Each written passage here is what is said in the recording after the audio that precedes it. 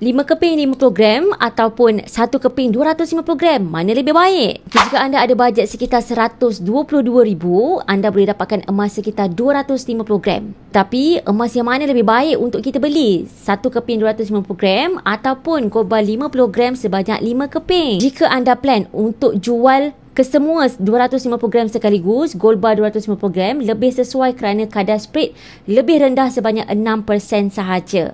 Contohnya untuk tujuan selesaikan hutang kereta, dana pendidikan anak-anak, deposit rumah dan dana pencen.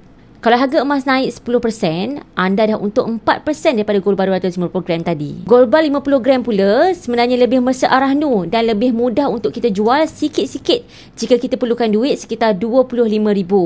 Ada juga sesetengah orang jadikan item ini sebagai dana kecemasan dan duit rolling business. Anda sebenarnya boleh mulakan simpanan emas bersama Public Gold sama ada untuk belian secara full payment ataupun kita nak beli melalui akaun emas Gap Public Gold. Jika melalui akaun emas Gap, anda perlu kumpul gram emas tompoint dan cukup 250 gram ataupun 50 gram, anda boleh keluarkan emas fizikal. Bagi mereka yang ada bajet RM122,000 nak beli emas 250 gram, boleh rujuk pin video saya bantu anda sebaiknya.